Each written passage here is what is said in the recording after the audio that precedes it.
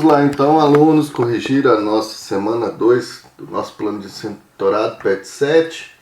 E essa semana a gente viu um pouco da grandeza da filosofia de Santo Agostinho. A gente trabalhou um pouco o livro dele, As Confissões, que é uma obra clássica dentro desses pensadores da Idade Média, onde nós temos aí uma grande evolução, uma grande integração entre filosofia e teologia. As Confissões é uma obra muito importante e abre uma perspectiva nova de autobiografia, no sentido até de perceber a sua evolução de busca, evolução pessoal.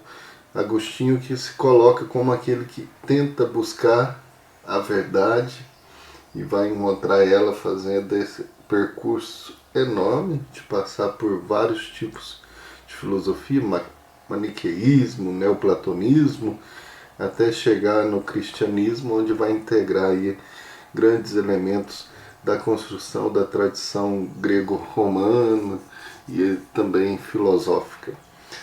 São duas questões muito simples, tranquilas, objetivas, mas é bom a gente entender o porquê da resposta, né?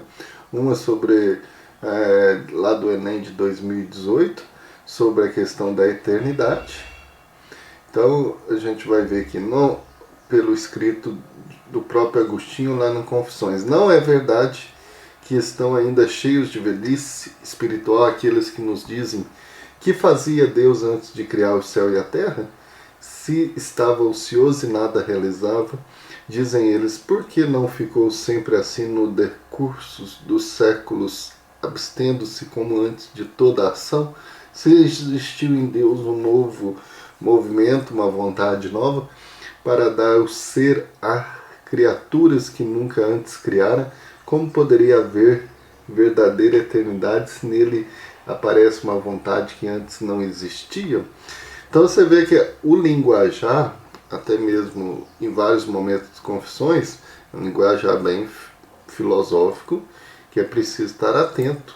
Talvez a gente não tenha costume quando está lendo, né? Então você vê que ele fala desse tempo de Deus, que não é o tempo dos homens, né?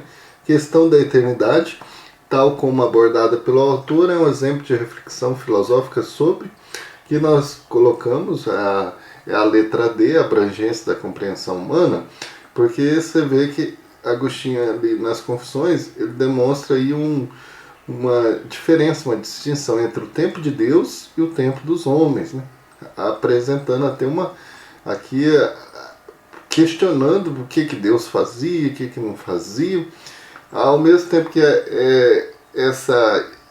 essa forma de olhar Deus de forma antropofágica, né, colocando Deus como sempre um ser igual ao homem, das condições do homem, nós temos também aí uma perspectiva do tempo, como se fosse o nosso tempo cronológico.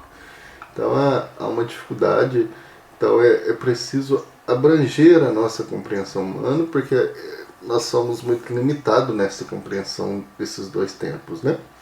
Então as outras alternativas já não tem nada a ver em relação a isso. Essência da ética cristã.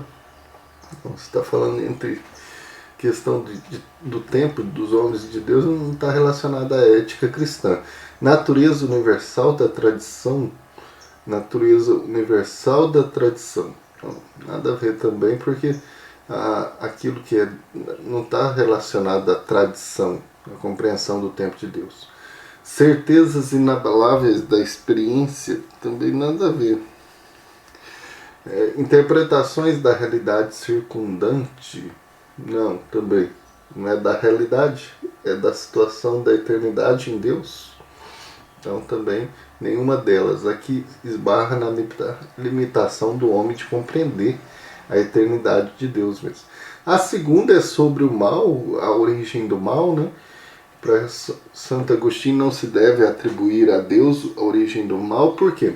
Então, se os nossos adversários que admitem a existência de uma natureza não criada por Deus, o sumo bem, quisemos admitir que essas considerações estão certas.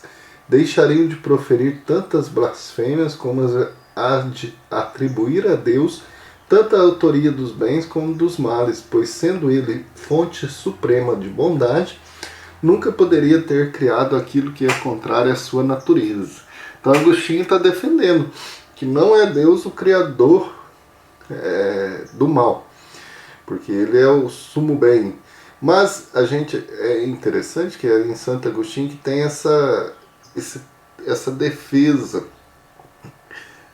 esse tratado sobre o mal, e ele vai abordar que por Deus ser bom, Deus não pode criar o que é oposto, o mal. Mas o que é o mal em Santo Agostinho? Então, para Agostinho, Deus não pode ser considerado autor do mal, pois sendo a plena bondade, não poderia jamais produzir o seu contrário. Isto não significa, porém, que para o autor medieval existe algum outro ser todo-poderoso que gerou o mal, ou que o mal seja algo anterior a Deus. Na verdade, nessa perspectiva, o mal não tem autor, pois o mal não é uma coisa, mas a ausência de uma coisa. O mal é a ausência do bem. Então essa questão de considerar o mal como um ser ontológico, Santo Agostinho desmonta isso. Primeiro que aí ele desconsidera também que há outros seres poderosos, mas há um único.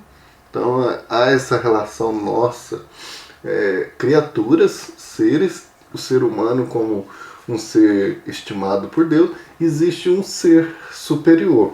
Então, essa ideia de criar vários seres, várias entidades superiores, supremas, então Santo Agostinho descarta. E interessante que ele tira essa ideia ontológica do mal, em que o mal não é não é algo que possa ser considerado. Ele existe em várias perspectivas, como apareceu no texto que a gente viu dessa semana, mas uma questão que o mal é a ausência do bem. Então ele não existe como um ser em si, mas quando você tem o bem, você faz escolhas, você acaba desconsiderando o bem, e isso você vai para o lado do mal. Então isso é interessante, que descarta essa ideia de que Deus seja o autor, o criador do mal, né? Como se estivesse brincando com os seres na Terra. Então a letra D, nós vimos aí, fechamos essa semana 2 com esta importante obra de Santo Agostinho, mais um pouco beber na fonte da filosofia, da história da filosofia. É importantíssimo vocês aprofundarem, quem quiser sempre buscar conhecer melhor Santo Agostinho, é uma perspectiva muito importante e de grande contribuição para nosso crescimento, tanto espiritual como intelectual também. Bons estudos e até a nossa próxima aula. Um abraço a todos.